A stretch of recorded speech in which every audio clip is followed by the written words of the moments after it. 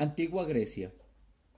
Cuando hablamos de la antigua Grecia, o cuando hablamos de Grecia clásica, no estamos hablando como tal del país que actualmente se conoce como Grecia y queda en el Peloponeso, cerca del mar Egeo y el mar Mediterráneo, sino que estamos hablando de unos pueblos antiguos que cohabitaban sin tener una identidad política como tal en los territorios que efectivamente corresponden hoy a Grecia, pero también que corresponden a Turquía, que también corresponden a Macedonia y que también corresponden incluso a Italia.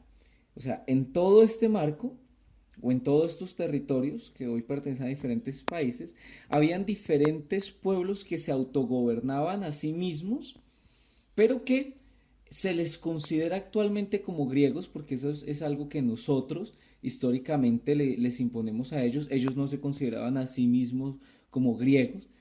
Habían diferentes identidades dentro de estos pueblos, pero que respondían a unas similitudes en cuanto a cultura, en cuanto a política, religión y porque tenían un comercio entre ellos bien establecido.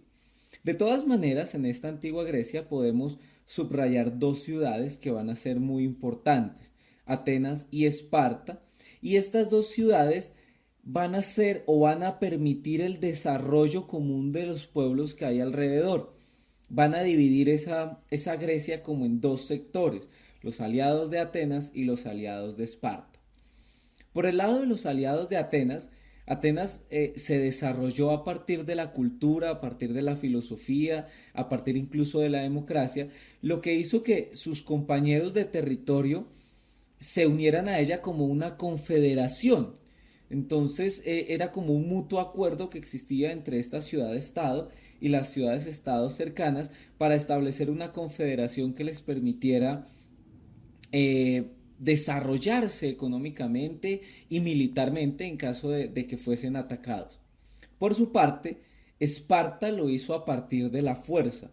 Esparta invadía militarmente los pueblos vecinos y los obligaba a pagarles tributo o a estar encadenados políticamente a su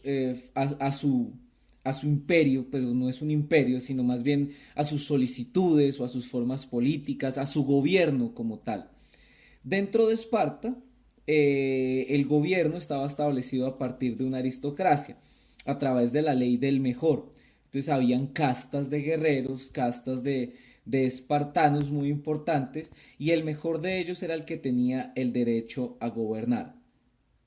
De los griegos, actualmente hemos heredado arquitectura, hemos heredado muchísimo en las artes, la escultura, la pintura, el teatro es muy importante, la tragedia griega, que incluso va a ser recogida muchísimos siglos después por Shakespeare para tratar de renovarla, pero en el fondo es el mismo teatro griego.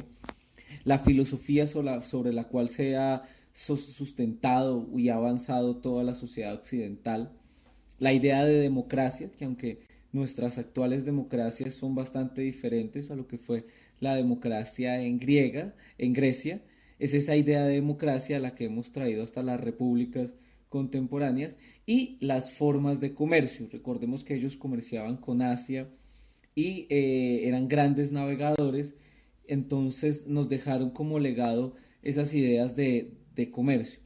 Ahora, en la lengua también tenemos, en cuanto al lenguaje, también tenemos eh, diversas herencias de los griegos. El español que nosotros hablamos tiene una cantidad de palabras que son heredadas del griego, de esos conceptos de los antiguos griegos. Entonces encontramos una Grecia clásica, encontramos una antigua Grecia que vivía en un conflicto entre atenienses y espartanos que va a llevar a, a que desaparezcan estos pueblos.